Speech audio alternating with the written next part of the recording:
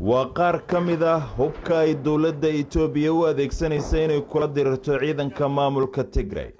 furumaha dagaalka labada dhinac guul ayay kala sheegteen isgaarsiinta gobolka oo gabi ahaanba go'an sawirka dhabta ah ee gudaha lama xaqiijin karo ciidanka dawladdu waxa ay sheegeen inay qabsadeen dhowr magaalo oo ku yaala waqooyiga dalka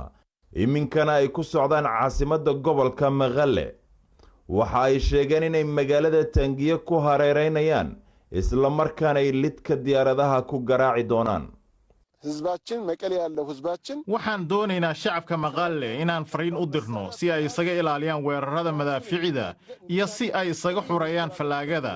arxan ma mudna falaagada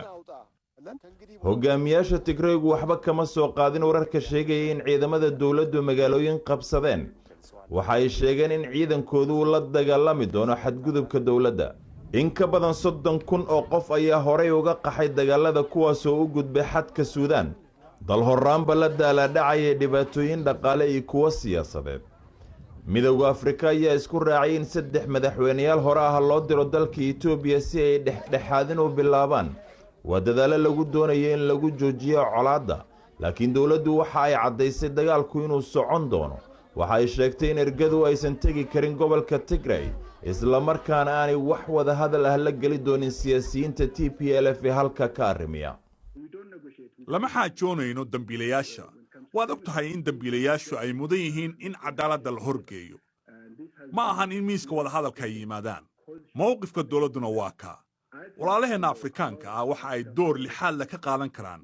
sidii ay cadaadis u saari lahaayeen in kooxda TPLF ay isa soo dhiibaan